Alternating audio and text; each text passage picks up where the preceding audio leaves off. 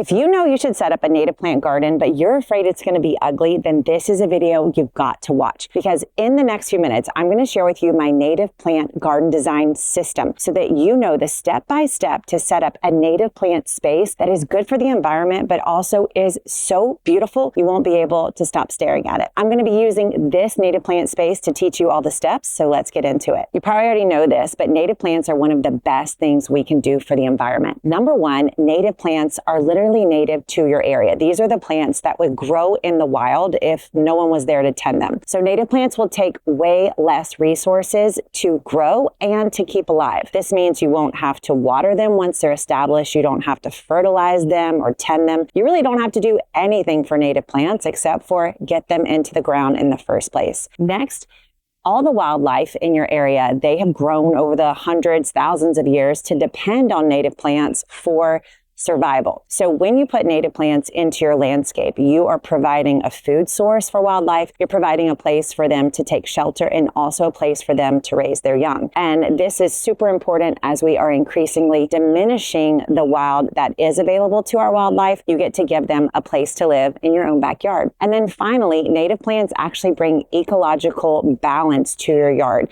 They actually create an ecosystem. So if you have way too many mosquitoes, way too many pests in any one part of your landscape, it could be because you're missing native plants. Native plants feed pollinators, and they also bring a balance between predators and pests that can balance out a bug problem in your grass, but also can keep pests out of your vegetable garden. There's really no reason why all of us shouldn't be growing native plants in our yards, but most of us are afraid that native plants are honestly kind of wild and ugly. So in the next few minutes, I'm going to show you how we can fix that. Before you start designing and doing my step-by-step, you got to figure out, number one, what are the native plants for your area? And number two, which of those native plants can you actually get your hands on? So we've got a resource right below this video where you can find the native plants for your particular area.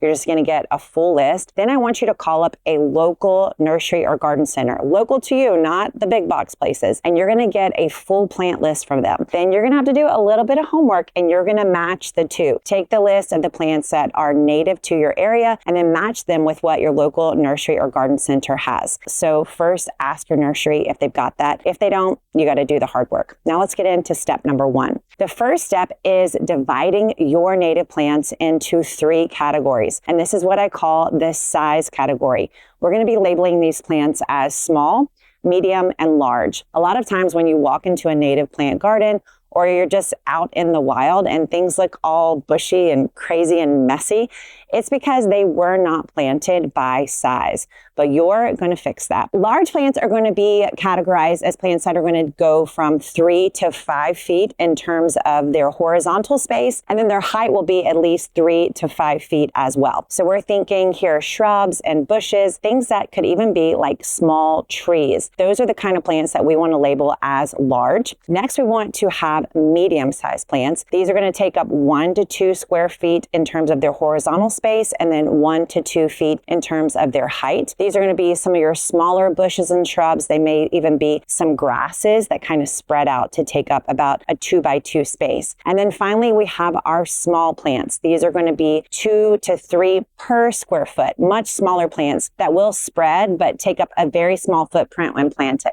So you're going to take your list of native plants that are available in your local area and you're going to divide them into large, medium, and small.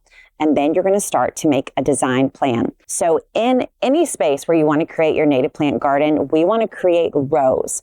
First, of large plants. So you want to give one large plant about 3 to 5 feet of space in your plan. And then for every large plant, you want to have about 2 medium-sized plants. So these are going to take up 1 to 2 feet of space in your garden. And then in front of those medium-sized plants, you want to have 3 to 5 small plants. This is going to create a tiered look in your native plant space, which is immediately going to give it some order and sophistication, even though you're growing plants that are absolutely wild. Once you've got your design based on the size of the plants, then we're going to study the structure of the plants, and that's step 2. One thing I want to clarify is that a native plant garden doesn't have to be 100% native in order for it to count. I am not an all or nothing gardener. I totally believe in doing something 50, 60, 70% and it actually counting. So the native plant garden spaces that I put in for clients, they're usually a mix of mostly natives, but also some ornamentals that my client just wanted to include. In this case, it's these hydrangeas. So when you set up your native plant garden, don't feel boxed in like it has to be 100% native. You can have fun and put in some other plants in there too. I won't tell anybody. So we fixed the mess and wildness by dividing our plants by their size. But what about the winter? So many native plant gardens just look terrible in the middle of winter because everything that looked gorgeous in summer is completely dead. And that's where the structure of your native plants really comes into play. For the first few years, I only planted the blooming plants in my native plant garden, and it just looked awful in the middle of January. And that's when I learned this trick to balance out the structure of my plants so that there was always something beautiful and kind of holding the architecture of the native plant space together throughout the entirety of the year. So as you look at your native plant list, you don't just want to pay attention to the size. You want to pay attention to what type of structure this plant will have. First and most important is we want to have some evergreen plants. Plants that literally will be green all 12 months of the year. You want to have evergreen plants as a major part of your native plant system. Then you want to have some grasses. These plants still, their primary production are going to be leaves. They may have some plumes and seed heads that they'll produce as well, but their primary function will be creating leafy greens in your native plant system. You also want to have grasses there. And then finally, you of course want to have some bloomers. So things that you're growing primarily to see the flowers from. Once you've got your plants not just divided by size, but by their structure, evergreens, grasses, and flowers, then you want to be sure that at least a third of your plants in all three sizes, large, medium, and small, at least a third of those plants are going to be either evergreens or grasses. This is going to give you that year-round beauty in the garden, even after your flowers are long gone. If setting up a native plant garden sounds like something you're into and you want my help to do this step-by-step, I actually have an entire course on how I do my native plant gardens, and it's actually on sale right now. So if you're interested, if that's your thing, I'll put a link right below this video. Once you've determined the size and the structure of your plants, it's time to pay attention to the sequence.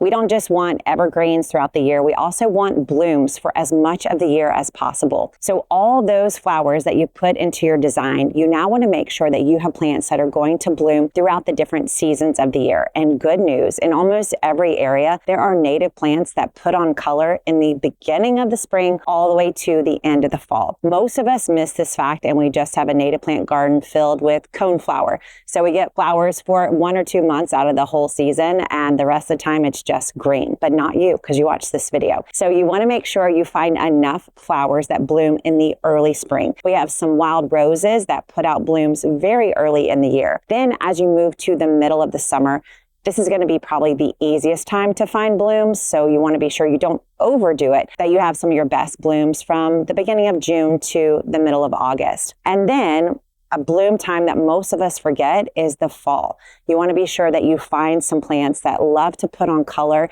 and really do their best blooming when the temperatures start to cool down and the daylight hours shrink. This way, you're going to have flowers all the way from March or April till September, October, maybe even November. And a bonus is you can find some grasses that put on color either in the spring or in the late summer, and you can use those grasses to add to the color of your native plant space too. Now, once you've figured out the size, the structure, and the sequence of your native plants, all that's left to do is actually put them into the ground. Native plants are amazing because they take so little care.